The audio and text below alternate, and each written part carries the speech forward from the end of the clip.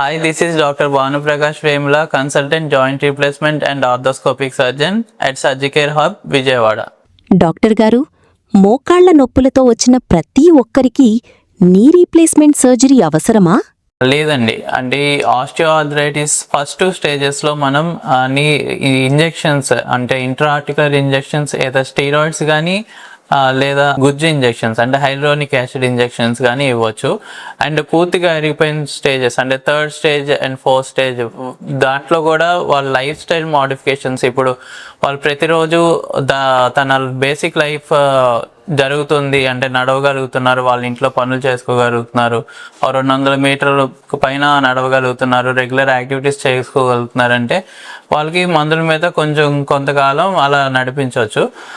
లేదు పూర్తిగా అరిగిపోయింది, మోకాలు వంకర అంటే డిఫార్మిటీస్ వచ్చినాయి, బోన్ రాపిడ్ ఎక్కువైపోయి తన రోజువారీ యాక్టివిటీస్ చేసుకోలేకపోతున్నారు అనుకుంటే నీ రీప్లేస్మెంట్ సర్జరీస్కి వెళ్ళాలి.